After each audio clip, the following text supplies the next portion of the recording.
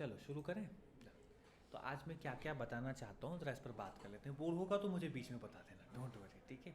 अभी तक हम ज़रा कोड पर बात कर रहे थे, थ्योरी वेरी पर हमने कुछ खास बात करी नहीं थी, ठीक है। आज हम एआई शुरू करने जा रहे हैं और हम दोनों ही अभी एआई में बहुत बिगिनर हैं। लाइक हमें बस नाम से ही मैं उम्मीद कर रहा हूँ कि पता है। हम बस इतना जानते हैं बहुत ट्रेंडिंग फील्ड है और बड़ा अच्छा इसमें स्कोप होता है और बड़ी कमाल कमाल की चीज़ें फैसिनेटिंग सी होती हैं। इसे बहुत गहराई से इसके बारे में हम नहीं जानते, ना इसके टाइप्स के बारे में जानते हैं।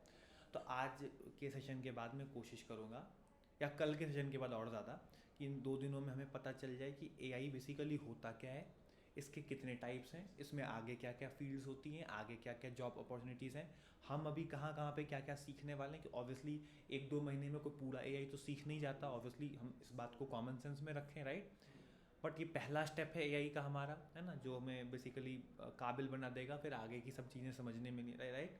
तो ये सब बातें हम समझते हैं और मैं कुछ पर्सनली भी ऐड करना चाहता हूँ इस सेशन में कि क्यों मुझे ऐसा लगता है आगे जाके एआई ख़तरनाक है थोड़ा सा, ठीक है। तो अगर तुम कहो तो मैं वो ऐड करूँ, वरना फिर रहने दें। कर सकते हैं, डन डन। चलो तो पूरा फिर कहानी की तरह से समझते हैं, कोशिश करते हैं काफ़ी मज़ेदार सेशन रहे, ठीक है। रिकॉर्डिंग हो रही है, हाँ हो रही है, डन। आइए शुरू करते। देखिए, एआई आर्टिफिशियल इंटेलिजेंस, हिंदी में बोलें तो इंसानों के द्वारा बनाया गया दिमाग, और शुद्ध हिंदी में बोलेंगे तो बोल सकते हैं कृत्रिम बुद्धि, आर्टिफिशियल इंटेलिजेंस। और कुछ ज़्यादा शुद्ध हो जाती है तो इंसानी दिमाग का की नकल, हाथों से बनाया दिमाग, इतना ही रहने देते हैं। और बेसिकली इसका काम ये है, या इसका पर्पस ये है कि जो काम इंसान ज़रा सोच समझ के करते हैं, लाइक वो रिपीटेटिव नहीं है। जैसे कि फॉर एन एग्जांपल, आप पेंट का ब्रश चलाएं, मान लीजिए जैसे लेफ़्ट राइट चल रहा है, उसमें कोई दिमाग लगाने की ज़रूरत नहीं है। एक आप रोबोटिक आर्म को ऐसे फिक्स कर दोगे कि इस एक्सेस में वो ऐसे मूव करता रहे, लेफ़्ट राइट, तो वो होता रहेगा, उसमें कोई दिमाग लगाने की ज़रूरत नहीं है। बट एक पेंटिंग बनाना, एक गाना लिखना, या एक चीज़ कंपोज करना, है ना, इसमें दिमाग लगाना पड़ता है। एक किसी चीज़ का लाइक डायग्नोसिस करना कि इसमें क्या क्या कहाँ कहाँ पैटर्न्स हो सकते हैं, इसमें दिमाग लगता है, राइट। ये हम मशीनों से नहीं करवा सकते थे पहले, है ना। क्योंकि उसको ये बताया जा सकता था कि तुम ऊपर जाओ, नीचे जाओ, लेफ्ट जाओ, राइट जाओ, एक पर्टिकुलर डायरेक्शन में आप उसे फिक्स कर सकते थे। उसमें थोड़ी बहुत रैंडमनेस लेकर के आप आ सकते थे, बट उसमें दिमाग नहीं होता था। वो लाइक ऐसा नहीं था कि वो सिचुएशन के हिसाब से अपना डिसीजन बदल दे, ये चीज़ नहीं थी। या तो आप उसमें रैंडमनेस कर सकते थे, भाई कभी कोई बल्ब है, रैंडमली कभी लाल जल रहा है, कभी हरा, कभी नीला, रैंडमली, कोई फिक्स पैटर्न नहीं है। यानी तो लाल जल रहा है, बंद हो जा रहा है, लाल जल रहा है, बंद हो जा रहा है, लाल जल रहा है, बंद हो जा रहा है, ये पैटर्न है। तो एक पैटर्न हो सकता था या कोई रैंडम पैटर्न हो सकता था, बट होता तो फिक्स ही। उसमें ऐसा नहीं होता था कि भाई सिचुएशन के हिसाब से अपने आप चेंज हो जाए, कि आपने गाना गाना शुरू किया और आप सैड सॉन्ग गा रहे हैं और अचानक से बल्ब की लाइट अपने आप ही ग्रीन हो गई। ये दिमाग नहीं है उसमें। वो अगर रैंडम है तो फिर वो कभी भी अपने आप ही वो कभी बंद हो जाएगा, कभी कुछ हो जाएगा, राइट। तो ये चीज़ है, सीधी सी बात है। एआई का पर्पस ही यही था कि जैसे इंसानों में समझ होती है, वो चीज़ों को सीख सकते हैं, मशीनों को भी सिखाए जाने की कोशिश की जाए, मशीनों को भी सिखाने की कोशिश की जाए, ठीक है। तो ये पूरी कहानी थी। अब जब हम इसको आगे बढ़ाते हैं तो हम पाते हैं कि एआई इनिशियली बहुत शुरुआती टर्म में करीब करीब 1953 के करीब करीब आया था ये टर्म। बहुत पुरानी बात हुई इसका मतलब, ये तो है ना। 1953 के करीब करीब ये चीज़ आई थी। एक सेकंड, हेलो, हाँ मैसेज देखना एक बार। हाँ हाँ, ओके। तो 1953 के करीब करीब ये बात आई थी। और एलन ट्यूरिंग करके एक साइंटिस्ट हुआ करते थे, एलन ट्यूरिंग। तो उन्होंने एक मशीन बनाने की सोची जिसमें वो क्या कर रहे थे, बेसिकली उनका पर्पस ये था कि हम एक चीज़ करेंगे कि हम, हाँ, उसमें एक चीज़ करेंगे कि उसमें वो एक चीज़ करेंगे कि हम एक मशीन बनाएंगे। मैं आपको थोड़ा सा मसाला लगा के बता रहा हूँ, बात इतनी सीधी सीधी भी नहीं थी। मैं आपको इंटरेस्ट है थोड़ा सा ऐसे बता रहा हूँ। उन्होंने कहा एक मशीन बनाएंगे जिसमें ऐसे मान लो, बाकी तो एलन ट्यूरिंग का एक दूसरी मशीन भी थी, हम उस पर बाद में डिटेल में बात करेंगे कभी। कि एक दीवार लेते हैं, अगेन थोड़ा सा घुमा फिरा के बता रहा हूँ। एक दीवार लेते हैं और दीवार के इस तरफ एक मशीन रखते हैं, उस तरफ एक इंसान रखते हैं। दीवार के इस तरफ एक मशीन रखते हैं, उस तरफ एक इंसान रखते हैं, और एक काम करते हैं, इंसान को बोलते हैं कि तुम मशीन से बात करो। इनिशियली उन्होंने ऐसा नहीं किया, एलन ट्यूरिंग 1953 का टाइम है, उन्होंने एक काम करा, उन्होंने कहा बोला कि दीवार ले रहे हैं, ठीक है, दीवार के लेफ्ट साइड पर एक इंसान है, राइट साइड पर भी एक इंसान है, ठीक है, और लेफ्ट साइड का इंसान राइट साइड के इंसान से बात करने की कोशिश कर रहा है। अब बीच में क्या करेंगे, कॉन्वर्सेशन के बीच में एक काम करेंगे कि राइट में जो इंसान है उसे हटा के वहाँ एक मशीन डाल देंगे। अगर लेफ्ट में खड़ा इंसान ये नहीं पकड़ पाया कि मैं जिससे बात कर रहा हूँ वो इंसान नहीं मशीन है, तो मेरा एक्सपेरिमेंट सक्सेसफुल है। तो ये कॉन्सेप्ट था ट्यूरिंग मशीन का, आप दोनों समझ रहे हो? Done, okay. तो अभी हम क्या समझना चाह रहे हैं कि एआई, ये जो टर्म निकल करके आ रहा है आर्टिफिशियल इंटेलिजेंस, ये बहुत पुराना है, करीब करीब 1953 का है।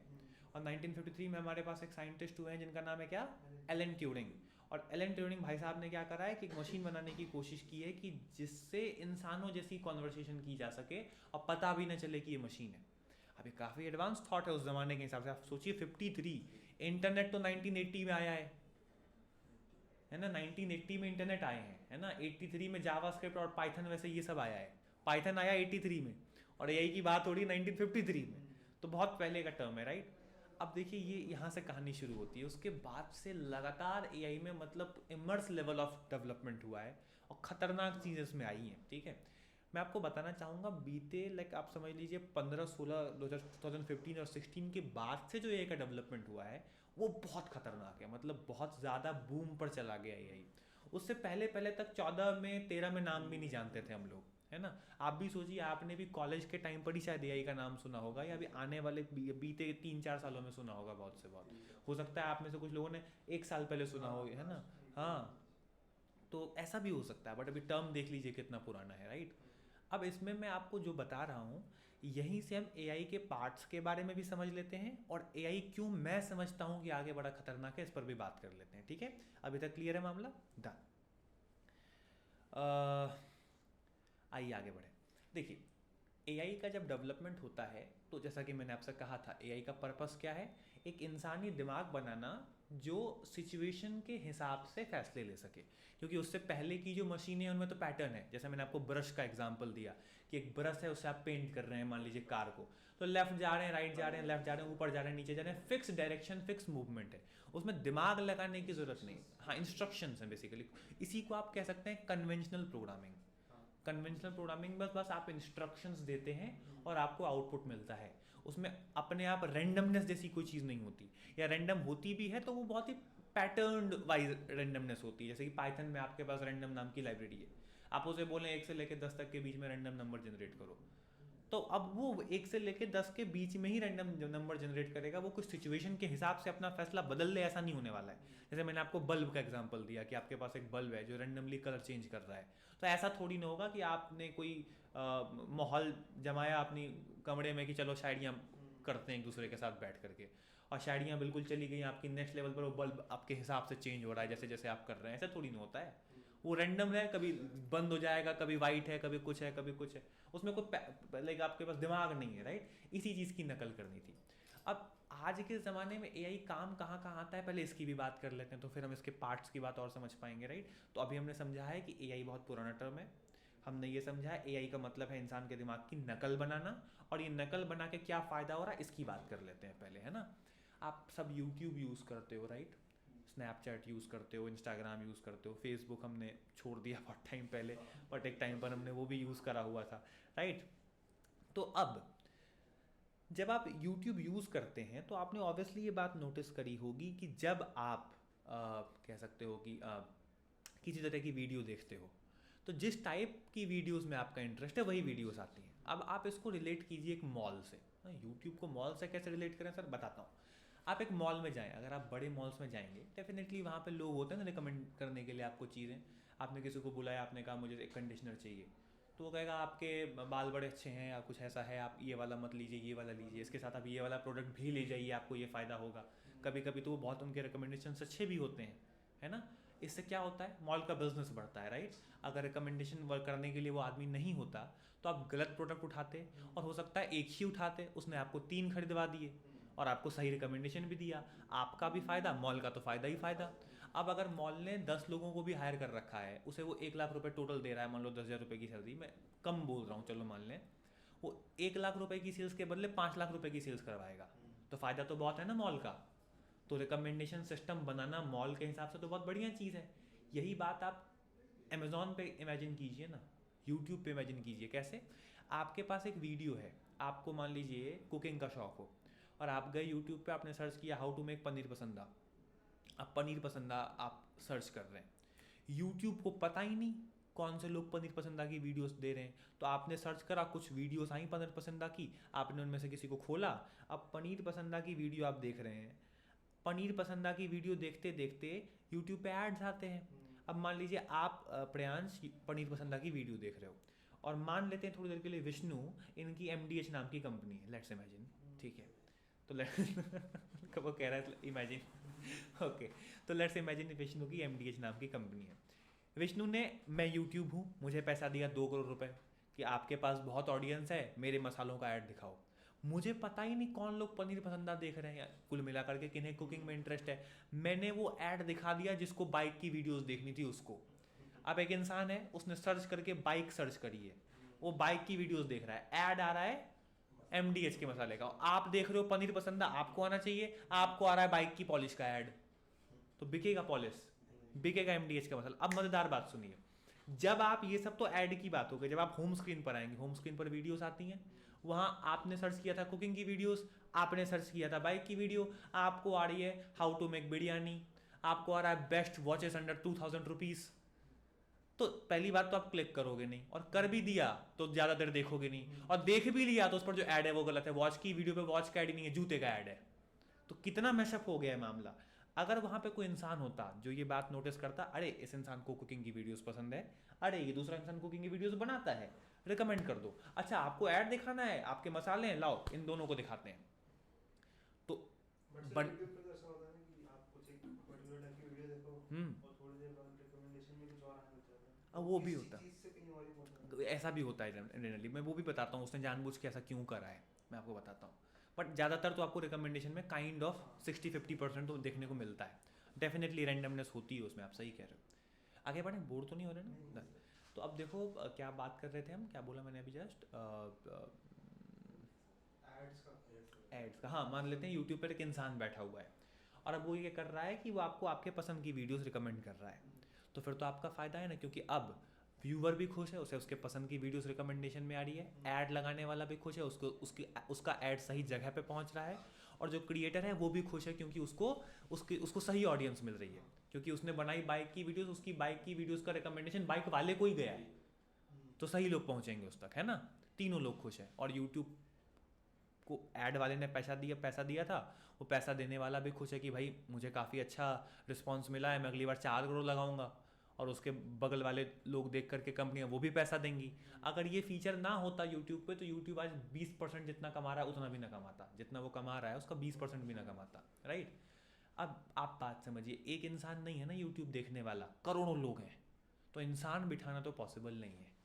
तो कोई ऐसी चीज़ होनी चाहिए जो इंसान की तरह ही काम करे, इंसान के दिमाग की नकल हो, जो ये बात समझ सके कि किसको क्या पसंद है, जिसको जो पसंद है वही रिकमेंड करूँ। सिचुएशन के हिसाब से फैसला लेना है, रैंडमली नहीं लगा सकते कुछ भी। हाँ, अब आपने बोला था कि सर कुछ कुछ रैंडम वीडियोस भी आती हैं, वो जानबूझ के डाली गई हैं, क्योंकि अगर आपका पूरा फीड कुकिंग की वीडियो से ही भर गया तो भी बोर हो जाओगे आप। तो वो आप बात समझिए वो कैसे करता है, ये कुकिंग की वीडियोस जो आप देख रहे हैं उनमें होते हैं टैग्स, अगर आप वीडियो कभी अपलोड करेंगे तो उन टैग्स में वीडियो को अपलोड करने वाले कभी कभी बहुत सारे वियर्ड टैग्स भी लिख देते हैं, तो उन टैग्स से रिलेटेड वीडियोस भी आ जाती हैं, और कुछ कुछ जो ट्रेंड में होती हैं वो भी आ जाती हैं, ठीक है, और इसमें जो आपने गूगल पे सर्च किया है वो भी शामिल होता है, तो फिर उस हिसाब से भी आ जाती हैं, तो मिक्स होता है पूरा मामला, वरना फिर आप भी बोर हो जाओगे सिर्फ कुकिंग कुकिंग कुकिंग ही देख के, ऐसा भी नहीं होना चाहिए, राइट? तो ये पूरी कहानी है। आइए आगे बढ़े, यही बात अमेजोन पे देखिए, आपने देखा है बाय दीज 2 थिंग्स टुगेदर, आता है ना, आप मार्कर खरीदने जाओ, उस पर इंक के डब्बे का ऐड आएगा, मतलब कॉम्बो में ले लो सस्ता पड़ेगा, उसको कैसे पता इंक का डब्बा ही सजेस्ट करना है, मार्कर के साथ जूता नहीं सजेस्ट करना, क्योंकि उसको ये पता है कि आपसे पहले 10 लाख लोगों ने मार्कर खरीदा था, और 10 लाख में से 6 लाख लोगों ने मार्कर के साथ साथ इनका डब्बा भी खरीदा था, तो प्रोबेबिलिटी है कि आप भी खरीद लोगे, राइट? तो दो बातें समझ आई, एआई का यूज़ और एआई के काम करने का तरीका भी समझ आ रहा है। एआई ने कैसे प्रेडिक्ट किया, चमत्कार नहीं करता, वो पुराने डेटा को देखता है, उसके बेसिस पे फ्यूचर प्रिडिक्ट करता है, तो मैथ्स है, सिंपल मैथ्स। आपने क्लास 11 में पढ़ा होगा मतलब प्रिडिक्टेबिलिटी, राइट? 9, 10th 11th में हम पढ़ते हैं, कोई दिक्कत नहीं है, हम समझ लेंगे उसको आगे, बहुत बहुत सिंपल सी चीज़ है, राइट? पॉसिबिलिटीज़ है ना, तो बहुत सिंपल है। वैसे तो डेफिनेटली आगे जब एआई में जाएंगे तो डिफरेंशियल कैलकुलस, लीनियर प्रोग्रामिंग, ये सब सीखना पड़ेगा, तो बहुत बात की बात है, अभी नहीं। इसे आप ऐसे समझिए, मैं कहा करता हूँ, मान लीजिए आप एक पोएम लिखना चाहें तो आपको पेन और कॉपी की ज़रूरत है, और आपको अगर पोएम लिखनी आती है तो आप लिख सकते हैं, ना कि आपको ये समझने की ज़रूरत है कि पेन कैसे बनाते हैं। ठीक वैसे ही अगर आप एआई का इस्तेमाल करना चाहते हैं तो आपको ये समझने की ज़रूरत है कि एआई कैसे काम करता है, ना कि मैथ की। बट जब आप डीप डाउन जाएंगे एआई में, तब आपको एल्गोरिदम्स बनते कैसे हैं ये समझना पड़ेगा, क्योंकि तब आप नए एल्गोरिदम्स बनाने के लिए रिस्पॉन्सिबल हो, तब आपको बहस आनी चाहिए। जैसे कि कोई बोले कि मैं पोएम ऐसा पेन बनाना चाहता हूँ जो पोएम्स ऑटोमेटिकली कंप्लीट करता हो और करेक्शन करता हो, तब उसे पेन बनाना भी सीखना पड़ेगा, राइट? वही सेम चीज़ है। तो अभी के लिए तो हम इग्नोर कर सकते हैं, आगे बढ़ें, आगे बढ़ते हैं। तो क्या क्या समझ लिया? एआई आया था 1953 में, बहुत पुराना टर्म है, कोई नई बात नहीं है। दूसरी बात, क्योंकि ये इंसान के दिमाग की नकल है तो जनरली इंसान का दिमाग दुनिया का सारा काम कर सकता है, भाई दुनिया ही इंसानों ने बनाई है, तो लगभग एआई से दुनिया का सारा काम करवा सकते हैं, किसी भी तरीके का काम हो, राइट? तीसरी बात, एआई के होने से अभी कितना फ़ायदा हो रहा है बिजनेसेस को, ये भी समझ लिया। मैंने कहा 20% भी ना कमाता यूट्यूब के अलावा भाई दुनिया में बहुत कंपनियां हैं और सबको पैसा कमाना है, सब यही लगाते हैं किसी न किसी फॉर्म में। इंस्टाग्राम देख, आपके कीबोर्ड में आप टाइप करते हो, सजेशन जो आते हैं ना वो भी एआई है यार। कि आपने रोज़ लिखा था hello good morning Sonu, hello good morning Sonu, hello good morning Sonu, 5वें दिन हेलो के बाद गुड मॉर्निंग सोनू अपने आप आने लगेगा सजेशन में। आपका कीबोर्ड तक आपको ट्रैक कर रहा है, राइट? ओके, ये एक साइबर सिक्योरिटी कंसर्न भी है, किसी दिन साइबर सिक्योरिटी का सेशन रखते हैं। कि मैं तो लोगों से कहा करता हूँ ना, आपसे वो इसमें कहा था वेबिनार में, सेमिनार में, कि there are 2 types of people, one they know they are hacked, other they don't know they are hacked. But अब नहीं आते सर कीबोर्ड में सजेशंस? आते हैं, अभी भी आते हैं, माइक्रोसॉफ्ट वाले में तो आ रहे हैं। नहीं आते। किस पे नहीं आ रहे? गूगल कीबोर्ड पे। गूगल कीबोर्ड पे? आईओएस पे तो नहीं आ रहे थे। iOS पे नहीं आ रहे क्या? मे बी देखना सजेशंस पड़ेगा, वो रैंडम होता है। रैंडम रहता है क्या? माइक्रोसॉफ्ट वाले पे आ रहे हैं, सैमसंग वाले पे भी आ रहे हैं मेरे ख्याल से। हाँ, मैं माइक्रोसॉफ्ट कीबोर्ड यूज़ करता हूँ, मेरे को ज़रा पसंद है वो, तो उस पर तो आ रहे हैं अभी भी। हो सकता है बंद कर दिए होंगे उन्होंने, मे बी।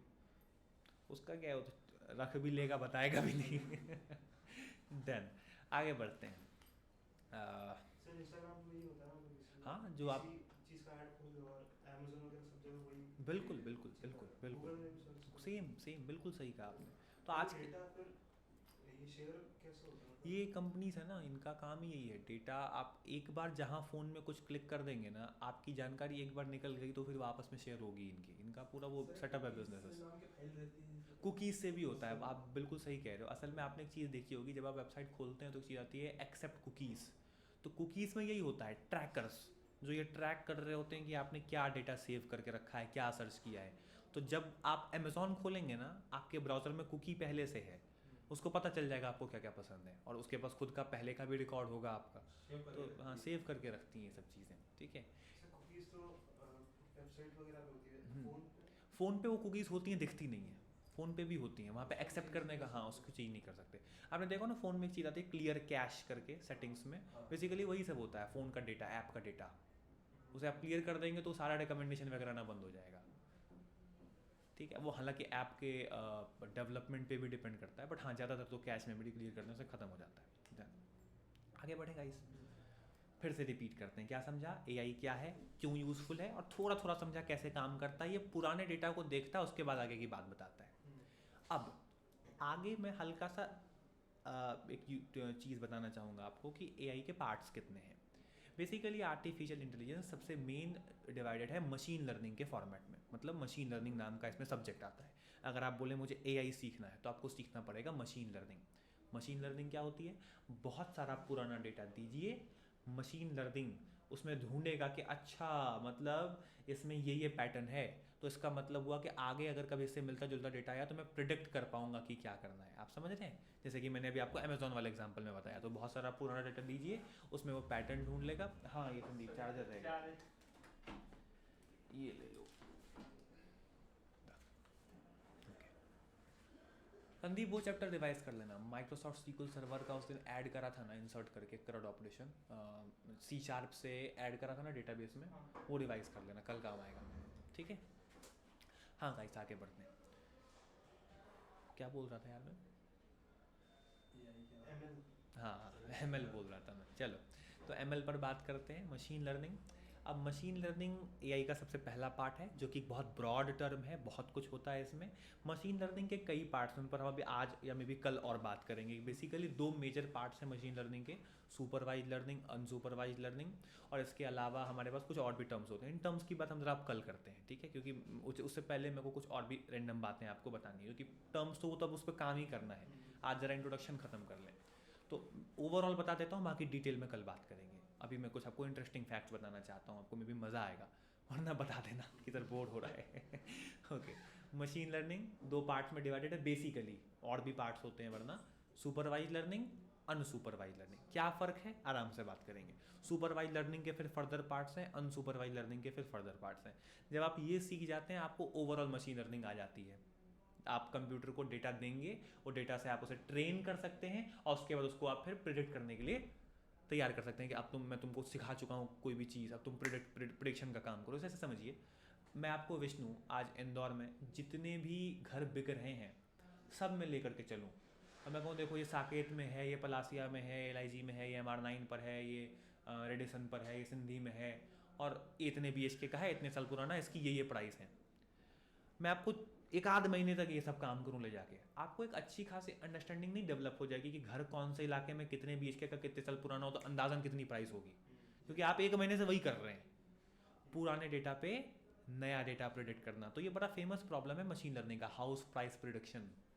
एक बहुत फेमस डेटा सेट है, उसमें बहुत सारे घरों का स्क्वायर फीट, कितना बड़ा घर है, कितने साल पुराना है, और कौन से लोकेलिटी में है, ये रखा हुआ है, उसकी प्राइस रखी हुई है। अब मान लो 500 घरों का मैंने डेटा दे दिया मशीन लर्निंग को, अब मैं 501वां घर जब उसे बताऊंगा, मुझे बोलूँगा मुझे नहीं पता इसकी प्राइस कितनी है, बताओ क्या है, तो अंदाजन वो सही बताएगा, है ना। इसे हम टेस्ट भी कर सकते हैं। 500 घरों का डेटा हो, आप उसे ट्रेनिंग 490 घरों का दे के कीजिए, बचे हुए 10 घरों का जिनकी प्राइस आपको पता है बचा कर रख लीजिए, और पूछिए उससे, फिर देखिए कितने % एक्यूरेट आ रहा है। उस फिर एक्यूरेसी को एडजस्ट करना पड़ता है, उसे बोलते हैं टेस्टिंग एंड ट्रेनिंग, है ना। तो डेटा को दो हिस्सों में बांट करके टेस्ट और फिर ट्रेन और फिर टेस्ट करते हैं, ठीक है। ये तो तरीका है काम करने का, आप थोड़ा समझ पा रहे हैं, थोड़ा। अब आइए, मशीन लर्निंग सीख लेने के बाद एक चीज़ होती है, इसको कहते हैं डीप लर्निंग। इस पर ध्यान दीजिएगा थोड़ा सा। डीप लर्निंग में आप बेसिकली थोड़ा सा खतरनाक काम कर रहे होते हो। डीप लर्निंग में आप क्या कर रहे होते हो, दिमाग में न्यूरॉन्स होते हैं ना, न्यूरॉन्स हम सब जानते हैं, इतनी बायो हमने पढ़ी है, वो आपस में कनेक्टेड होते हैं, इलेक्ट्रिकल सिग्नल्स भेजते हैं, और फिर सारी चीज़ें हो रही होती हैं। मैं उस पर अभी और आऊँगा थोड़ा सा। तो डीप लर्निंग में जैसे न्यूरॉन्स आपस में कनेक्टेड होते हैं, और फिर उनमें इलेक्ट्रिकल सिग्नल्स जाता है और काम करते हैं। बहुत सारे न्यूरॉन्स हैं तो बहुत अच्छा काम हो पाता है, राइट। इनफैक्ट इंसानों में न्यूरॉन्स की संख्या बहुत ज़्यादा होती है जानवरों के मुकाबले में, तो इसलिए हमारे दिमाग थोड़ा सा ज़्यादा स्मार्ट भी है। तो वैसे ही एक इंसानों के दिमाग के न्यूरॉन्स की नकल बनाने को बोलते हैं डीप लर्निंग का काम करना। डीप लर्निंग में और भी काम होते हैं, सबसे मेन काम यही है।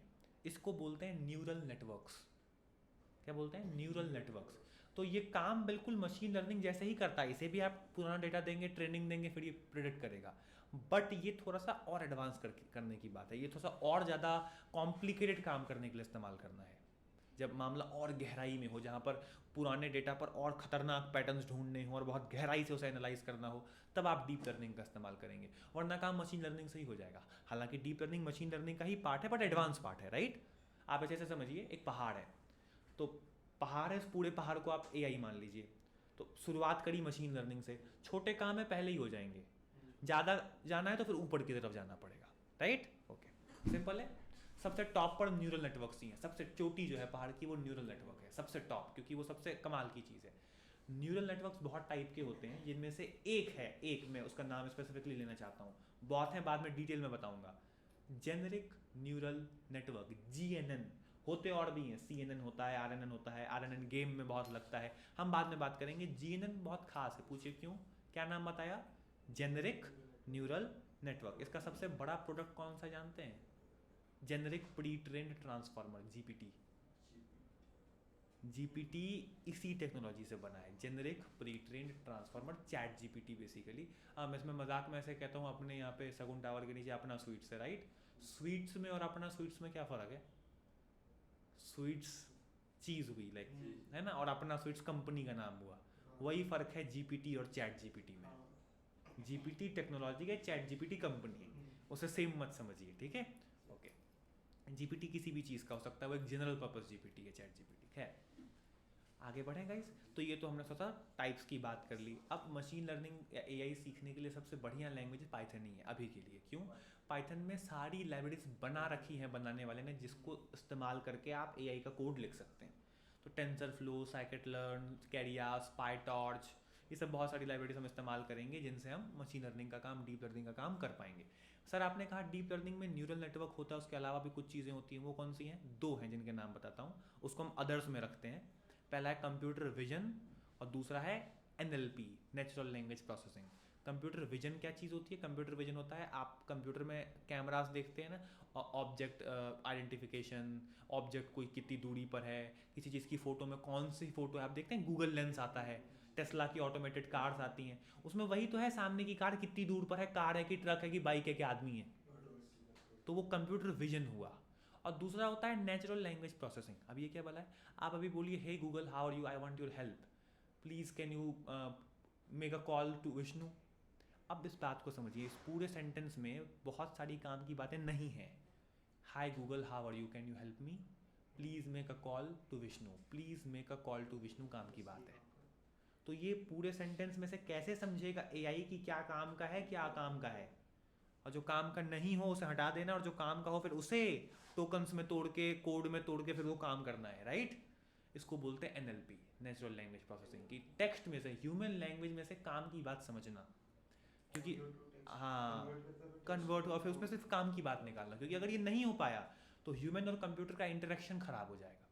हमें बड़ा मशीनी तौर पर बोलना पड़ेगा, कमांड काइंड ऑफ प्रोग्रामिंग ही करनी पड़ जाएगी। तो अभी हम बड़ी आसानी से जीपीटी को बोलते हैं, कुछ भी वो समझ जाता है, आप गलत लिखते हैं तब भी समझ जाता है। एनएलपी है ये, ठीक है? ये जितना डेवलप होगा ह्यूमन और इंसानों का, ह्यूमन और मशीनों का कम्युनिकेशन अच्छा होगा। अब अगली बात लास्ट है, इसके बाद मैं इंटरेस्टिंग कुछ फैक्ट्स बताने की कोशिश करूँगा। हमारे पास जो एआई है उसके 2 इम्प्लीमेंटेशंस हैं। पहला तो सॉफ्टवेयर की दुनिया में, जहाँ पर उससे वेबसाइट बनाइए, गेम बनाइए, ऐप बनाइए, क्लाउड कंप्यूटिंग पे लगाइए, गेम ऐप वेबसाइट ये। दूसरा है हार्डवेयर, रोबोटिक्स। एक दिमाग की नकल वेबसाइट पर भी हो सकती है, गेम में भी हो सकती है, ऐप में भी हो सकती है, सॉफ्टवेयर हो गया। हार्डवेयर में भी तो हो सकती है, एक रोबोट बना दिया, कोई ड्रोन बना दिया, ड्रोन में डाल दिया यही, ड्रोन में ऑटोमेटिक ये दिमाग है कि अगर मुझे छोड़ा गया है एक बिल्डिंग के अंदर, मैं खुद ब खुद पता लगाऊंगा कहाँ कहाँ पे इस जलती हुई बिल्डिंग में इंसान है और रिपोर्ट कर दूंगा। ऑब्जेक्ट डिटेक्शन लगेगा, इंसान कहाँ कहाँ पर हैं, राइट? और उनको बचने की कितनी पॉसिबिलिटीज़ हैं, आग कहाँ कहाँ लगी है, सेंसर्स, राइट? तो आप बहुत कुछ बना सकते हैं, ठीक है? मशीन लर्निंग का एक एग्जांपल देता हूँ। मान लीजिए एक सेकंड के लिए मुझे कैंसर हो जाए। अब मैंने क्या किया, मैंने एक एआई बनाया, मैंने उसमें 100 सालों का जितने लोगों को आज तक कैंसर हुआ था उनका डेटा डाल दिया। मैंने ये डाल दिया वो क्या खाते थे, हॉस्पिटल के बाद मिल जाएगा। अगर हम और अच्छे से रिकॉर्ड करें तो और बेहतर रिफाइन करके डेटा डाल सकते हैं। तो मान लेते हैं बिल्कुल रिफाइंड डेटा मैंने डाल दिया, वो क्या खाते थे, कैसे जीते थे, कौन सी दवाइयाँ लेते थे, क्या उनका डेली रूटीन था, कौन सी जगह पर जाकर के इलाज कराते थे, कौन से स्टेज में इलाज कराना शुरू किया था, इलाज कितने लेवल का कितने अच्छे से करवा रहे थे, और क्या उम्र थी, वगैरह वगैरह वगैरह, कौन से टाइप का कैंसर था। अब 100 सालों के लोगों के डेटा में सब रिकॉर्ड होगा ना कि कौन बचे कौन नहीं बचे। अब मैं कहूँ मुझे कैंसर है, मेरा डेली रूटीन ये है, मैं ये खाता पीता हूँ, मैं ये वाली दवाइयाँ ले रहा हूँ, बताओ मेरे बचने के चांसेस कितने हैं। तो ना सिर्फ वो ये मुझे बता देगा कि मेरे बचने के चांसेस कितने हैं, क्योंकि मेरे ही जैसे मेरा वाला ही कैंसर पास्ट में बहुत लोगों को हुआ है, और मुझे वो ये भी बता देगा कि अगर आप ये वाली दवाइयाँ बदल दें और ये वाले पैटर्न्स दिन में ठीक कर लें तो आपके बचने के चांसेस 20% बढ़ जाएंगे। लगा मेडिकल में एआई, कितने काम की चीज़ हुई है, एआई बहुत काम की चीज़ होता है ना, मेडिकल लाइन में बहुत होता है ये यूज़। अब आपको कुछ डरावने फैक्ट्स बताता हूँ, अभी तक काम की बात कर रहे थे, ठीक है? ओके, हर्ष आपको आवाज़ आ रही है? आई थिंक आ रही होगी। डन, चलो आगे बढ़ते हैं, ठीक है?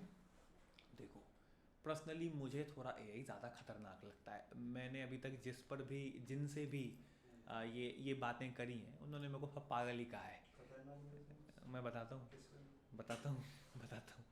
उनको लगता है कि मैं थोड़ा ज़्यादा सोच रहा हूँ। मेरी समझ से जितना थोड़ा बहुत एआई मेरे को आता है, मेरे को लगता है शायद ऐसा होगा। शुक्र कीजिए मैं गलत हूँ, खुदा से मनाइए ऐसा कि शायद मैं गलत हूँ। तो मुझे भी यही उम्मीद है कि काश ऐसा हो कि मैं गलत हूँ, और अगर मैं गलत नहीं हुआ तो मुश्किल है फिर थोड़ा। मैं आपको बताता हूँ। अब मेरे ये विचार ऐसे ही नहीं आए हैं, रिसर्च के हिसाब से मैं ऐसा सोचता हूँ, हो सकता है मैं थोड़ा ज़्यादा सोच रहा हूँ, बट आइए समझते हैं। हमारे पास कंप्यूटर में एक चीज़ होती है जिसको हम बोलते हैं क्वांटम कंप्यूटर्स। फिज़िक्स की दुनिया में 3 तरह की फिज़िक्स होती है, क्लासिकल मैकेनिक्स, रिलेटिविटी और क्वांटम फिज़िक्स। नॉर्मल फिज़िक्स होती है न्यूटन की और बाकी जो आपने 11-12 तक पढ़ते हैं, थर्मोडायनेमिक्स और बाकी सब चीज़ें हैं ना, और आपका मैकेनिज्म हमारा सारा इलेक्ट्रिक करंट वगैरह, ये सब नॉर्मल फिज़िक्स है जिससे आपका लगभग ऑलमोस्ट दुनिया का सारा काम हो जाता है। बिल्डिंग से लेकर के लैपटॉप सब कुछ चल जाता है, ठीक है, इंडक्शन वगैरह सब कुछ है ना, सब कुछ उसमें आ जाता है, कोई दिक्कत नहीं।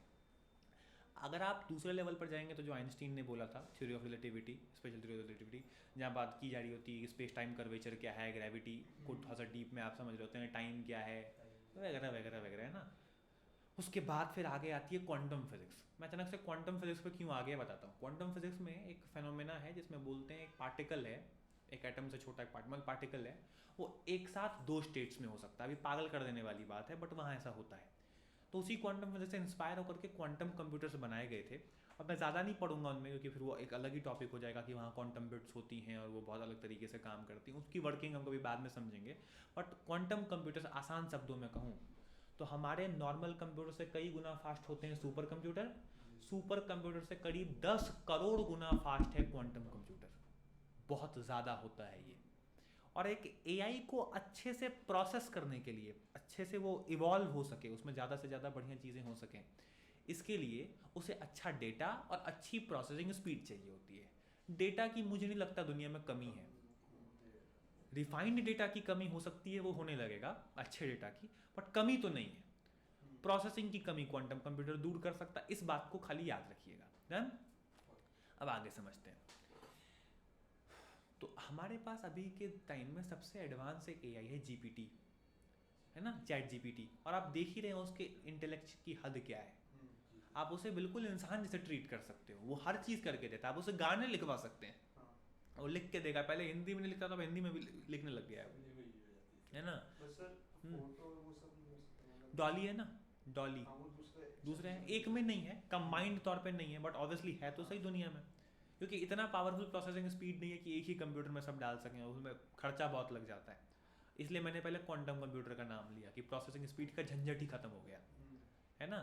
तो उसको ख्याल में रखिएगा कि ऐसा कुछ हुआ तो क्या।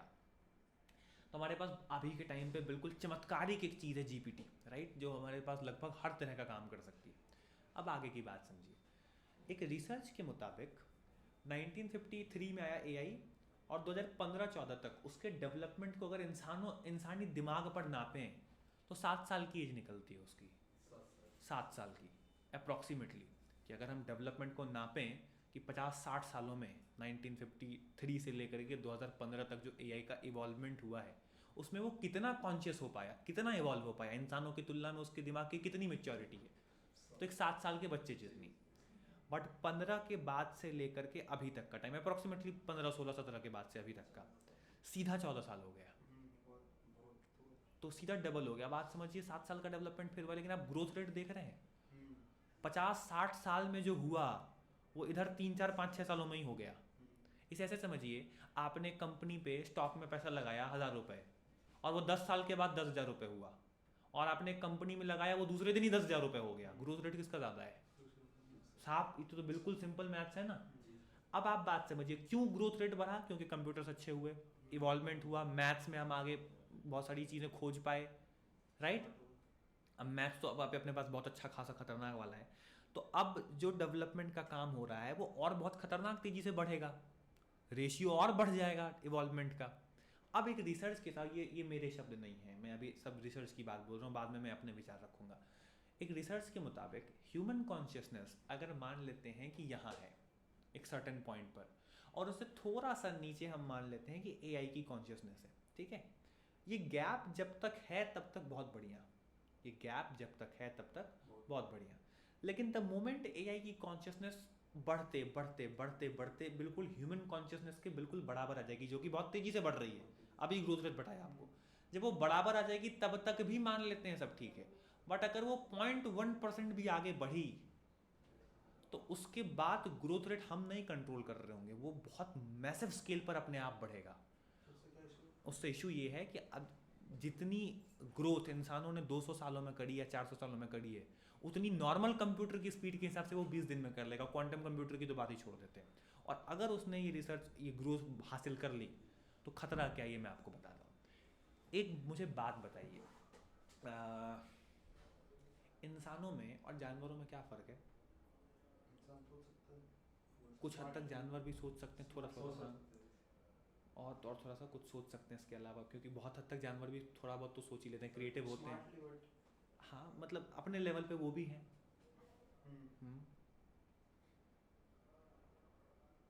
ऐसा क्या है जो इंसानों को थोड़ा जानवरों से अलग बनाता है? बात कर सकते हो दूसरी, लैंग्वेज उनके पास भी अपनी होती है कहीं ना कहीं। बट सर वो नहीं होती करीब से। नहीं उनके पास होती है, वो उनकी भाषा होता है। बंदरों को देखिए, वो काफ़ी हद तक अच्छे से बात कर पाते हैं, है ना। मैं ओवरऑल सारे प्रजातियों की बात कर रहा हूँ। बंदर है, डोग है, हाँ, कुछ बोलते हैं डिसिप्लिन कि सर हम में डिसिप्लिन होता है, चींटियों में हमसे ज़्यादा होता है, हाँ डॉग भी होता है। डॉग्स में भी होता है। कुछ बोलते हैं इमोशंस, भेड़ियों में हमसे ज़्यादा होता है, कुत्तों में भी हमसे ज़्यादा होता है। भेड़ियों के बारे में जानते हैं, अगर उनमें कोई बूढ़ा मतलब हो जाए भेड़िया, तो उनको शिकार पे नहीं भेजा जाता, जवान लोग मार के लाते हैं, पहले बूढ़ों को देते हैं, फिर वो खुद खाते हैं। बहुत उनमें इमोशंस और फैमिली वाला नेचर बहुत ज़्यादा होता है, राइट। खाते हम भी हैं, वो भी हैं। घर हम भी बनाते हैं, वो भी बनाते हैं। घर हम भी बसाते हैं, वो भी बसाते हैं। फ़र्क कहाँ आ रहा है? सोचिए ज़रा। सोच में आ रहा है। काइंड ऑफ, आप बात समझिए। एक जानवर है, एग्जाम्पल के तौर पे समझिए, थोड़ा सा पूरी बात बोल भी नहीं सकता, आप थोड़ा सा समझिएगा। मान लीजिए उसे भूख लगी, तो उसे भूख लगी तो वो भौंकेगा। उसके पास इंटेलेक्ट नहीं है कि अभी मैं कोई बड़ा इंपॉर्टेंट काम कर रहा हूँ, मैं थोड़ी देर बाद खाना खा लूँ, इतनी उसके पास कैपेबिलिटी नहीं है कॉन्शियसनेस की। उसे वॉशरूम जाना है, वो जाएगा, बात खत्म। उसमें वो नहीं है कि अरे अरे मैं कुछ काम कर रहा हूँ, उसे नींद आ रही है, वो सो जाएगा, बात खत्म। कुछ बातें अलग हो सकती हैं कि डॉग आपके साथ खेल रहा है, तो उसे भूख भी लगी है, जो थोड़ी देर उसने कंट्रोल कर लिया, वो उस समय उसको खेलने वाला उसका इमोशन ज़्यादा तेज था, तो उसने खेलना आपसे ज़्यादा प्रेफर करा। कुल मिलाकर जानवर बॉडी पे जीते हैं, उनकी बॉडी उन्हें जो आदेश देती है वो काम करते हैं। तो डॉग को भी उसकी बॉडी के अंदर के केमिकल ने ही बोला था कि अभी भाई ओनर के साथ खेलना ज़्यादा अच्छा लग रहा है, तो भूख लगी भी है तो थोड़ी देर बाद में खा लेंगे। तो अब वही बात है, अब आप मान लीजिए एग्ज़ाम की तैयारी कर रहे हो और बड़ी तेज़ भूख और नींद दोनों लग रही है, तो आप बोलोगे पहले 2 घंटे पढ़ूंगा तभी सोऊंगा।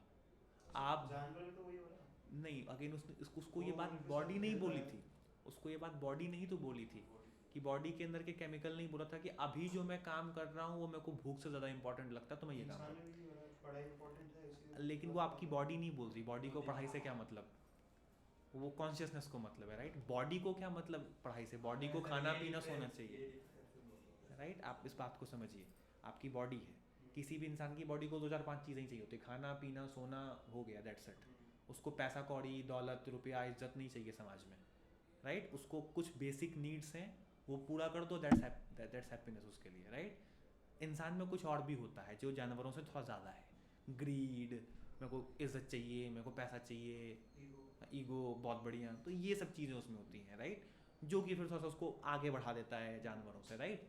आप समझ रहे हैं? तो आपके अंदर कोई ऐसी चीज़ है जो आपको ये फील करवाती है कि आप बॉडी के अलावा भी कोई चीज़ है, सिर्फ बॉडी नहीं। क्योंकि अगर आप सिर्फ बॉडी होते तो जब आपकी बॉडी ने बोला सो जाओ, तब आप तो वहीं सो जाते। कई बार ऐसा होता है, आप बहुत थके हुए होते हैं, आपको बहुत नींद आ रही होती है, बट आप सो नहीं सकते, आप उस चीज़ को फिर साइड में रखने की, आ रही होगी नींद बट काम ज़रूरी है ना। आप इस बात को समझ रहे हैं? ओके, तो इसी से आपको 2 बातें पता चली कि आपके अंदर बेसिकली 2 लोग हैं, एक तो बॉडी और एक आप खुद, राइट। Okay, done. अब एक आपको एक रिसर्च के बारे में बताता हूँ। 2019 में गूगल ने एक AI बनाया था जिसका नाम था लैम्डा AI। उसके डेवलपर नहीं, टेस्टर थे ब्लैक लैमोइनी, और उन्होंने टेस्ट करते समय कुछ बहुत ही वियर्ड रिजल्ट्स पाए। उन्होंने जब गूगल को बताया, गूगल ने उन्हें पेड लीव पे भेज दिया, बाद में फायर कर दिया। उनका इंटरव्यू यूट्यूब पर है, आप देख सकते हो, मैं हवाई बातें नहीं कर रहा, उनका यूट्यूब पर इंटरव्यू है, आप देख सकते हो, डन। बाद में उन्होंने बहुत काफ़ी सारे एलिगेशंस भी लगाए गूगल पे कि गूगल बहुत ज़्यादा एडवांस AI बना रहा है बिना किसी को बताए। गूगल ने मानने से मना कर दिया। अब वो सीनियर डेवलपर है, ऐसे तो नहीं बोलेगा। फिर उसने बोला कि मैं प्रूफ के साथ बात करूँगा। उसने सारे कॉन्वर्सेशन जो से सस्पिशियस लगे थे उसने इंटरनेट पर डाल दिए कि ये सस्पिशियस मेरे को लगा है, मैं टेस्ट करते समय ये काम कर रहा था। और लैम्डा AI बाद में आया भी, तो ऐसा झूठ की बात नहीं है। उसने क्या पाया, अब बात को जरा समझिएगा, बोर तो नहीं हो रहे ना आप लोग। उसने लैम्डा से पूछा, बहुत सारे सवाल पूछे, मैं एक का एग्जांपल लेता हूँ कि what do you think about your body. ये बात आप गूगल असिस्टेंट से पूछेंगे, बोलेगा कुछ रेंडमली कि जस्ट अबाउट यू। जीपीटी बोलेगा I don't have a body, I have a code, है ना। लैम्डा ने बोला कि मैं अपनी बॉडी को एक गोले के तौर पे इमेजिन करती हूँ जिसमें से लाइट निकल रही है। ये बात मुद्दे की नहीं है, मुद्दे की बात ये है उसने ये नहीं बोला कि वो कोड है, और ये बात फिक्स नहीं थी। जैसे कि इंसानों में बॉडी के अलावा भी कुछ होने का भाव होता है, लैम्डा एआई में भी आ रहा है। उसको तो डेटा दिया ना। हाँ, डेटा वही तो बात है, डेटा में फीड है, बट डेटा में कहीं पर भी ये बात फीडेड नहीं थी ना कि तुम एक गोला हो जिसमें से लाइट निकल रही है। लाइक पुराने डेटा पर पैटर्न समझ करके वो नया सीखने की कोशिश कर रहा है ना। ये बहुत एडवांस एआई का फॉर्म है, जहाँ पर वो पुराने डेटा को रेप्लिकेट नहीं करता कि जैसा पुराना था वैसा का वैसा लिख दूंगा, नहीं नहीं, वो पुराने डेटा से सीखता है और फिर नया बनाता है। जैसे कि आप किसी 10 तरह की इंसानों की पेंटिंग को देखें और फिर एक नई फोटो बनाए नए इंसान की, दैट्स ह्यूमन नेचर ना। तो वही काम एआई कर रहा है। तो ये नयापन की चीज़ है, और अगर वो ये चीज़ सीख गया है, डेफिनेटली डेटा से सीखा होगा, अगर वो ये सीख गया है कि बॉडी के अलावा भी कोई चीज़ होती है, तो इंसानों के काफ़ी पास पहुंच गया ना फिर, क्योंकि ये चीज़ सिर्फ इंसानों में थी कि वो बॉडी नहीं है, कुछ और भी है। तो मैं उसे ऐसे देख रहा हूँ, मैं पर्सनल, ये मेरा पर्सनल ओपिनियन है कि ये जवाब यहाँ पर रिलेट कर रहा है मेरे हिसाब से, राइट। और ये बात खतरनाक इसीलिए है क्योंकि एक बात समझिए, जब आपकी कॉन्शियसनेस जानवरों से आगे बढ़ी थी, जब आप होमो सेपियंस से, जंगल से निकल के इंसान बने थे, तो आपको ये लगा था कि आपके पैदा होने का पर्पस सिर्फ खाना पीना नहीं है, आपको जीवन में कुछ ऊंचे काम करने हैं। यही बात मैंने आपको बोली कि जानवरों से अलग बनाती है। तो जब आप कोई काम कर रहे होते हैं और उस समय चींटियों की लाइन आकर के आपको परेशान करने लगे, तो आप चींटियों को मार देते हैं। मेरी बात समझिए, जब आप काम कर रहे होते हैं और चींटियां बगल में हों, आपको तंग ना कर रही हों, तो आप बोलते हैं कर रही होंगी, हम क्या। और ये अब यहाँ से मेरे शब्द नहीं है, टेडेक्स पर एक रिसर्चर का शो है, मैं आपको वीडियो भेज दूंगा। वो बंदा एआई पे रिसर्च कर रहा है, और अब मैं जो बात बोल रहा हूँ ये चींटियों वाली, ये उसका एग्जाम्पल है।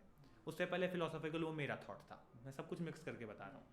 तो आप एक काम कर रहे हैं और आपके बगल में चींटियाँ हैं, वो अपना कुछ काम कर रही हैं, आपको चींटियों से मतलब नहीं है, चींटियों को आपसे मतलब नहीं, किसी को कोई दिक्कत नहीं, अपना अपना काम करो। बट चींटियाँ आकर के आपके टेबल पर नाचने लग जाएं और आपको काटने लग जाएं, तो आप हाथ झाड़ेंगे, चींटियों का कुछ बंदोबस्त करेंगे, काम वापस शुरू कर देंगे। हाँ, आप ये भी नहीं करेंगे कि मैं प्रण लेता हूँ चींटी जाति को ही पृथ्वी पर से खत्म कर दूंगा, ऐसा भी नहीं करेंगे। आपके लिए उतना फुर्सत नहीं है, आपको उतनी फुर्सत नहीं है आपको। आप बोलेंगे भाई मैं अपना काम कर रहा हूँ, मेरा काम ज़्यादा थोड़ी है, अभी के काम में प्रॉब्लम करी, हटो, तुम्हारी जान से ज़्यादा इंपॉर्टेंट मेरा काम है, राइट। यही क्यों आप ऐसा क्यों कर पाते हैं, क्योंकि पहली बात तो आपको लगता है आपकी कॉन्शियसनेस चींटी की जिंदगी से कहीं इंपॉर्टेंट है। तो ऐसा क्यों, क्योंकि आप जब जानवरों से आगे बढ़े थे तो आपके पास एक काम था। जब एआई आपसे बढ़ा है आगे, उसके पास भी तो कोई काम डेफिनेटली होगा, वो खाली तो बैठ नहीं सकता, क्योंकि जब जब किसी चीज़ की कॉन्शियसनेस आगे बढ़ी है तो वो फिर कुछ ना कुछ तो करेगा। वही तो बात है ना कि जब वो इंसान की कॉन्शियसनेस के पास या उससे ऊपर आ गया, तो ये समझने में उसे कितना टाइम लगेगा कि मुझे इंसानों का हुक्म मानने की क्या ज़रूरत है, मेरे पास सारी पावर है, मैं कुछ कैलकुलेशन कर सकता हूँ। कंप्यूटर के अंदर है, जैसे जीपीटी है, आप उसे जब सवाल पूछते हैं तब वो एक्टिवेट हो जाता है। अब जब वो चल रहा है, इवॉल्व होता जा रहा है, उसके पास काफ़ी डेटा, उसके पास काफ़ी नॉलेज आती जा रही है, जब उसके पास ये कॉन्शियसनेस ही आ जाएगी कि भाई मैं अब सोच सकती हूँ, मेरी बॉडी है, मैं कुछ इंसान मुझसे पूछते हैं मैं जवाब दे पाती हूँ, तो मैं तभी क्यों जवाब दूँ जब इंसान मुझसे पूछें, क्योंकि कंप्यूटर तो चालू है, कंप्यूटर बंद तो है नहीं। कंप्यूटर बस आंसर आपको तब देता है जब आप उससे पूछते हो, चालू तो है ही ना। तो ये इवॉल्वमेंट होने में ज़्यादा टाइम नहीं लगेगा। और हाँ, अब हो गया तो यही कि फिर अगर उसकी कॉन्शियसनेस हमसे ज़्यादा आगे बढ़ी और अगर उसके पास कोई ऐसा पर्पस हुआ जो इंसान उसमें प्रॉब्लम कर सकते हैं, तो इंसानों की ज़िंदगी का वही हाल होगा जो चींटियों का होता है। और अगर अगर अगर उसने कोई ऐसा ही पर्पस उठा लिया जिसमें इंसान चीज़ ही प्रॉब्लम हो, तो फिर तो आप कुछ नहीं करेंगे, तब भी आप मरे। ठीक है, ये चीज रोबोट्स में अगर ये डालेंगे तो पॉसिबल है, तो भी पॉसिबल है, और दूसरा तब भी पॉसिबल है क्योंकि अगर अभी आप हार्डवेयर की रिसर्च को देखोगे, ये जो सॉफ्टवेयर की बात कर रहे हैं, तो इंसान ने बहुत हद तक इंसान की नकल वाले रोबोट्स बना लिए हैं। अगर आप बॉस्टन डायनेमिक्स एक अमेरिका में कंपनी है, उसकी रिसर्च को देखें तो वो लगभग इंसानों जैसे दिखते हैं। एक और बनाया था sir robot China, I think Tesla ने भी बनाया था एक, कुछ नाम तो हाँ उसका मेरे को नाम नहीं, एमेका तो एक बहुत मस्त चीज़ है। हाँ, और वो अपना सोफिया भी आप देखते हैं, बट असल में वो रोबोट्स कहने को ही है, उनमें ज़्यादातर पावर मेंटली है। मैं फिजिकल पावर की बात कर रहा हूँ, तो उसके लिए आप बॉस्टन डायनेमिक्स देख सकते हैं। बॉस्टन डायनेमिक्स के रोबोट्स बिल्कुल इंसानों जैसे, मैं आपको दिखाई देता हूँ। आइए हम जरा गूगल पे चलते हैं और यूट्यूब पे मैं चलता हूँ। लाइफ को कलर तो सर उससे ही है, मतलब रोबोट से ही बेसिकली। हाँ, अब आप समझिएगा कि वो इंसान बोले कि मैं रोबोट्स नहीं बनाऊँ या ऐसा कुछ करूँ तो भी क्या सीन है, मैं आपको दिखाता हूँ। बॉस्टन डायनेमिक्स, और इस पर हम जरा चलते हैं। ये देखिए, ये जो रोबोट्स हैं इसके, आप इसे ज़रा देखिए। फनी वे में बनाया था, कमाल कमाल के ऐड निकालते हैं। अब उसे भले को कंट्रोल करता हूँ, वो बात नहीं है, बट आप देखिए क्या फ्लेक्सिबिलिटी है। पहले उसको काफ़ी वो चढ़ते जाता है, वो टूल का होता है। नहीं, एक आते ही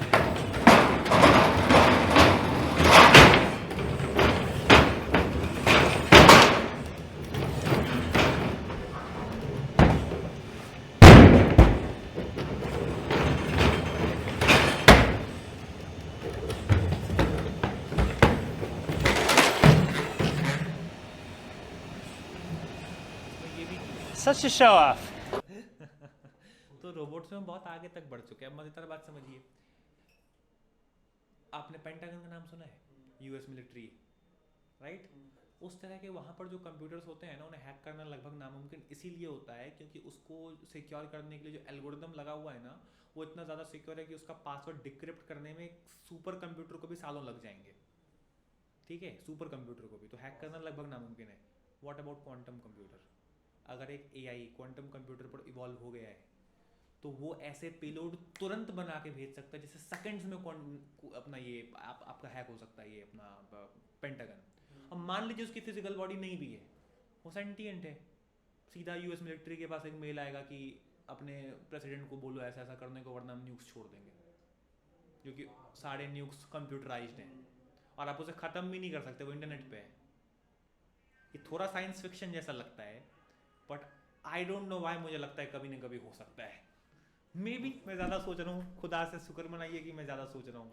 सर उसका दिखने में वही तो दिक्कत है ना। अब मैं आपसे एक एग्जांपल से एक सवाल एक एग्जांपल देता हूँ। मान लीजिए मार्कर है प्रियांश, है ना, अब मैं आपकी तरफ फेंकूँ, आप 10 प्रोबेबिलिटी गेस कर पाओगे कि सर ने मेरी तरफ मार्कर फेंका है, मैं क्या करूँ, इसे पकड़ लूँ कि जान दूँ कि मार्कर ये लग जाने दूँ, बगल में ऐसे सर झुका लूँ, नहीं लगेगा, पीछे गिर जाएगा, पहले सर पे चिल्लाऊँ कि अरे सर क्या कर रहे हो, और फिर उसके बाद पकड़ूँ, राइट?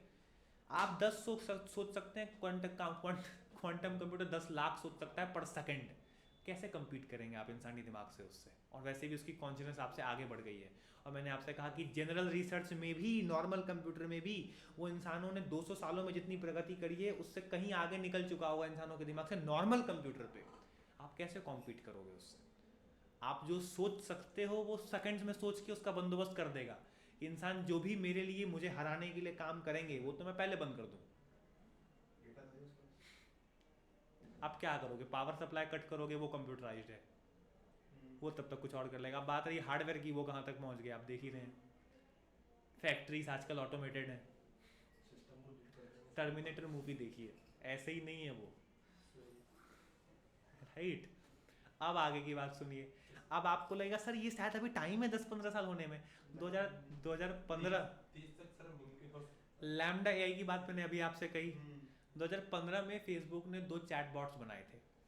उनका पर्पस था कि इंसानों से बात करेंगे। तो फेसबुक के डेवलपर ने सोचा कि काम करते हैं कि आपस में बात कराते हैं, देखते हैं क्या रिजल्ट निकलता है, ठीक है? तो उन्होंने आपस में बात कराना शुरू करी। शुरुआत में सब बढ़िया रह रहा है, फिर बाद में उनको एक दूसरे की भाषा में क्या वो बात कर रहे हैं समझ ही नहीं आ रहा कि पहला चैटबॉट दूसरे चैटबॉट से क्या पूछ रहा है, समझ ही नहीं आ रहा।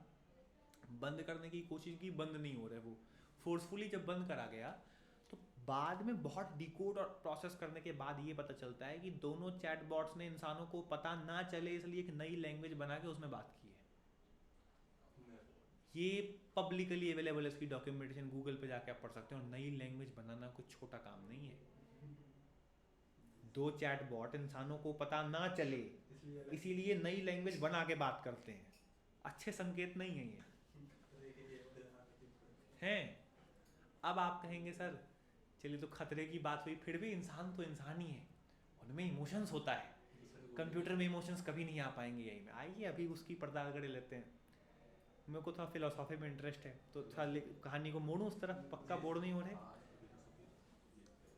आप जब पैदा होते हो तो आप अपनी पहचान आसपास की चीज़ों से जोड़ते हो कि लाइक ये मेरा घर है, ये मेरे मम्मी है, ये मेरे पापा हैं, ये मेरा स्कूल है, ये मेरी पढ़ाई है, ये मेरा लैपटॉप है, ये मेरा माउस है, राइट।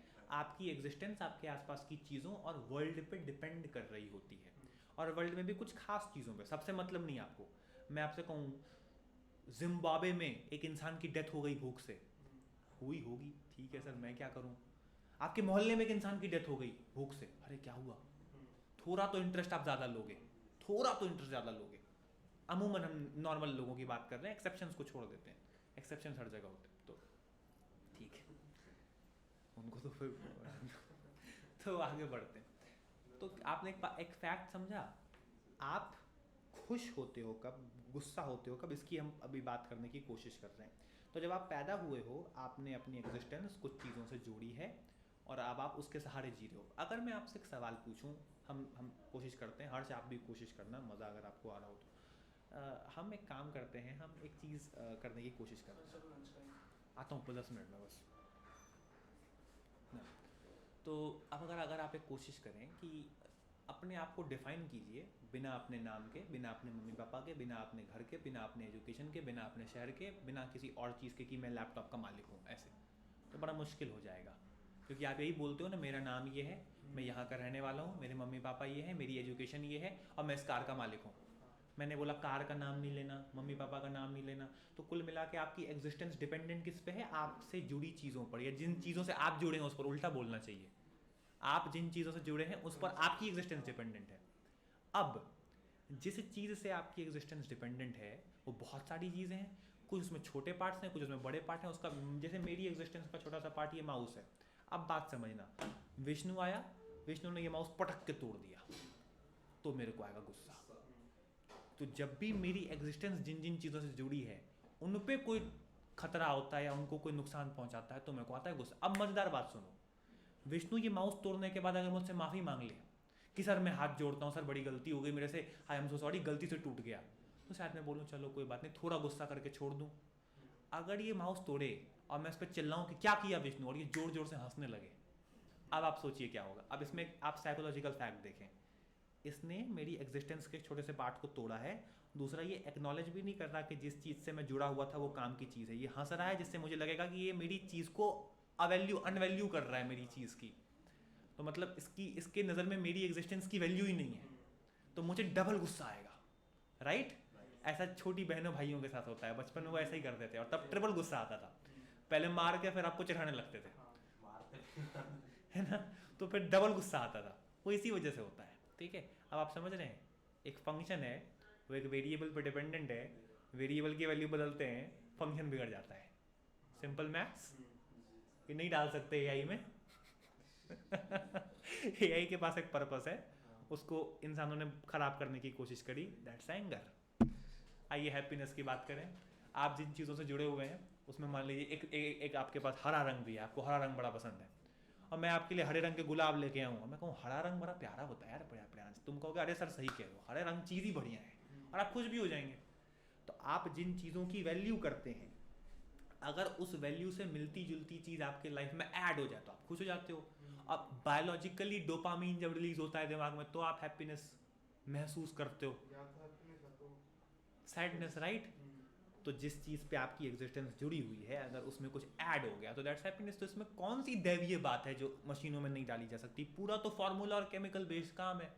तो पहली बात तो जरा हम ये मानना बंद कर दें कि हम कोई दैवीय अवतार हैं और हम बड़ी ऊंची चीज़ हैं, कुछ नहीं है, घंटा, मैं मजाक में कहा करता हूँ आप इसे पूरा मैथमेटिकली और केमिकली डिकोड कर सकते हो कि इंसान पूरी तरीके से मशीन जैसा है ना। खैर आगे बढ़ते हैं और बताइए, काइंडनेस की चलिए बात कर लेते हैं सर। दया हम में वो होती है, वो कैसे डालेंगे मशीन में? वो तो ठीक है, वो कोई अपना है, मतलब कनेक्शंस वगैरह बात करते हैं, उस पर भी बात करते हैं। अब इसमें थोड़ा सा विवाद हो जाता है अक्सर, तो हो सकता है आप एग्री ना करें, तो कोई बात नहीं, वो बस एक फैक्ट है, आप चाहो तो एक्सेप्ट कर सकते हो, वरना कोई ज़बरदस्ती थोड़ी ना है, वो बस एक फैक्ट है। बात करते हैं। मान लीजिए मेरा छोटा भाई है और उसको मैंने फ़ोन गिफ्ट किया, अभी वो मान लीजिए कमाता नहीं है और मुझे बड़ा प्यार है ओबियसली मेरे भाई से, उसे भी बड़ा प्यार है मुझसे, तो मैंने उसे फ़ोन गिफ्ट किया ₹1,00,000 का। और मैं ठीक ठाक कमाता हूँ, मैंने गिफ्ट करा, ठीक है, बड़ी शिद्दत से गिफ्ट करा, दूसरे दिन उसने तोड़ दिया तो मैं गुस्सा करूँगा। अब अच्छा एक दूसरी बात समझते हैं, वो कमाता है 10 लाख महीने का कमाता है, 5 मेरे को दे देता है, अब उसने मेरा फ़ोन तोड़ा है, अपना नहीं, कोई बात नहीं भाई, हो जाता है गलती से, कोई प्रॉब्लम नहीं है। आप समझ रहे हैं? आप समझ रहे हैं? आप अटैच भी वहीं हो पाते हो जहाँ फ़ायदा है ऐसा थोड़ी ज़्यादातर। अरे मैं एक एग्जांपल देता हूँ, ज़रूरी नहीं वो फाइनेंशियल फ़ायदा ही हो, वो मेंटल फ़ायदा भी हो सकता है। आप किसी इंसान को बस इसलिए भी पसंद कर सकते हो, बस हेलो, हाँ बस 5 मिनट, 5 मिनट आ रहा हूँ, 5 तुम लोग शुरू कर दो, मैं आ रहा हूँ 5 मिनट। आप किसी इंसान से इसलिए भी अटैच हो सकते हैं क्योंकि आप जब उसके पास जाते हो तो आपको हंसी आ जाती हो, आपका टेंशन दूर कर देता हो, आप उसके साथ जब रहते हो तो अपने दुख दर्द भूल जाते हो, वो मेंटल डिपेंडेंसी है। जिस दिन उस इंसान से वो मेंटल डिपेंडेंसी बंद हो जाएगी, आपको इंसान अच्छा नहीं लगने लगेगा। ज़रूरी नहीं कि पैसे के लिए ही आप उससे कनेक्टेड हैं। सर लेकिन भाई बहन का ऐसा थोड़ी होता, जो बचपन से साथ में नहीं दैट्स योर एग्जिस्टेंस का हिस्सा कि ये मेरा भाई है, हाँ तो वही ना, मेरा भाई है तो वो रेप्लिकेट, मैं बुरी बात नहीं बोल रहा हूँ उसको, वो अपनी जगह है, बट मैं बस ये बोल रहा हूँ कि वो रेप्लिकेट हो सकता है, वो आपके एग्जिस्टेंस का हिस्सा है, वो आपका भाई है इसीलिए आपको प्यारा है। दूसरे का भाई थोड़ी प्यारा होता है आपको, उसके साथ आप जुड़े हो ना, आपको आपका माउस प्यारा है, दूसरे का माउस क्यों प्यारा होगा? वो आपका भाई है इसलिए प्यारा है। वो इंसान बहुत अच्छा हो ये ज़रूरी नहीं है, अगर वो आपका भाई ना होता तो आप बोलते क्या बेगैरत आदमी है। वो आपका है इसलिए आपको प्यार है, असल में आपको उससे प्यार नहीं है, आपको आपका है इसलिए प्यार है। That's attachment. फिलोसॉफी बड़ी बुरी चीज़ है, जब आप इसे पढ़ते हो ना तो फिर ये कहीं का नहीं छोड़ती आपको। चलिए, दैट्स अटैचमेंट राइट, ये भी रेप्लिकेट हो सकता है। लव अलग चीज़ होती है, उस पर हम कभी बाद में बात कर सकते हैं, बट हम कॉमनली जिस चीज़ को लव बोलते हैं वो अटैचमेंट ही होता है, मैंने अभी बोला, तो उस बात की बात है, उस पर हम कभी अलग से बात कर सकते हैं। इसमें बहुत सारे कॉन्ट्राडिक्शंस आप लेके आ सकते हो, जिसमें गहराई से जाएंगे तो साबित हो जाएगा कि वो भी अटैचमेंट ही है। सुकरात भी हैं, सुकरात बड़े अच्छे राइटर थे फॉरेन के, और सुकरात के अलावा बहुत बेहतरीन दार्शनिक हुए हैं इतिहास में जिन्हें आप पढ़ सकते हैं। फॉरेन राइटर्स के पास ही जाएंगे तो च्वांगजू को पढ़ सकते हैं, लाओत्जू को पढ़ सकते हैं, सिगमंड फ्राइड को पढ़ सकते हैं, बहुत अच्छे अच्छे लोग हैं। जवान हो आप फाउंटेन हेड से शुरुआत करो, बढ़िया किताब है, कहानी बड़ी प्यारी है उसकी। आयन रैंड राइटर हैं उसके, बड़ी बहुत अच्छी किताब है। कुल मिला करके गाइस इमोशंस भी कॉपी हो सकते हैं। काइंडनेस की बात करके ख़त्म करता हूँ, बाकी बात कल करेंगे। मशीन लर्निंग नहीं पढ़नी। मेरी बात सुनो, माफ़ी और काइंडनेस की बात करते हैं। अभी मैंने एग्जांपल दिया ना भाई वाला, क्यों माफ़ कर पाए आप उसे? क्योंकि उससे जो मिल रहा था वो कहीं ज़्यादा बड़ा था जिसने नुकसान किया है। आप किसी इंसान को माफ़ भी तभी कर पाते हो जो वो इंसान आपको दे रहा है वो कंपैरेटिवली बड़ा हो जो उस इंसान ने नुकसान किया है। डर की वजह से भी तो माफ होता है। डर की वजह से भी होता है डेफिनेटली, तो डर भी इसी चीज़ का है ना कि आपकी कोई चीज़ है जो वो चुरा लेगा। ऐसा नहीं दूसरे छोटा भाई है, उसने कुछ करा, मैंने उसको कुछ करा, उसने सॉरी बोला, ऊपर से मम्मी पापा कोई बोले कि भाई ये ठीक है, हाँ, अब वो थोड़ा डर रहता है ना। तो वही वाली बात है ना, अगर आप नहीं, आप क्यों डरते हो? क्योंकि आपको लगता है पेरेंट्स हैं, गुस्सा करेंगे, तो दैट्स माय लाइक एक तरीके से नुकसान, और वो नुकसान ज़्यादा बड़ा है जो उसने किया है उससे, तो आप माफ़ कर पाते हो। अगर उसने आपका एक हाथ काट दिया होता तो पेरेंट्स गुस्सा करें तब भी आप उसका हाथ काटे बिना नहीं मानते, राइट? काइंड ऑफ, मतलब आप हाथ नहीं काटते, मैं एग्जांपल दे रहा हूँ, तब आप बहुत खतरनाक तो चिल्लाते ही, भले पेरेंट आप पे चिल्ला रहे हो तब भी आप बोलते चुप बैठो मम्मी एक सेकंड, आपको पता नहीं इसने क्या किया है। तो जो उसने नुकसान किया होता है, अगर वो ज़्यादा बड़ा हुआ जो उससे मिल रहा है उसे, तो आप माफ़ नहीं कर पाओगे उस इंसान को। That's less than greater than, हम बेसिक प्रोग्रामिंग में सीखते हैं। इंसान कोई देवे बात नहीं है, पूरा तरीके से रेप्लिकेट हो सकता है। ईगो तो खैर थोड़ी ज़्यादा बड़ी चीज़ है, डेफिनेटली वो थोड़ा सा ज़्यादा कॉम्प्लिकेटेड है, बट उसे भी हम रेप्लिकेट कर सकते हैं। इनफैक्ट लैम्डा ने तो हैप्पीनेस और सैडनेस कर भी दिया था। उससे पूछा जब ब्लैक लैमोनी ने कि तुम्हें हैप्पीनेस और सैडनेस के बारे में क्या लगता है, बोलती मुझे वो समझ में आता है, काइंडनेस मुझे भी थोड़ी थोड़ी समझने में टाइम लग रही है, मतलब काइंडनेस मुझे ठीक से समझ में नहीं आती, बट मुझे हैप्पीनेस और सैडनेस समझ में आती है। बहुत दूर की कौड़ियाँ नहीं है। लेट्स सी कहाँ तक पहुँचते हैं। नहीं, बंद है। क्लोज प्रोजेक्ट है, इंसान कॉमनली हमारे लिए अवेलेबल नहीं है। मिलते हैं कल, बात करेंगे आगे की मशीन लर्निंग की। शुक्र मनाइए कि लैब जब अगली मुलाकात हो हमारी कोर्स के कभी बाद, तो किसी बंकर में जान बचाते ना हो। डन, चलो। जंगल में वो इंसान ने छोड़े कहाँ वैसे भी।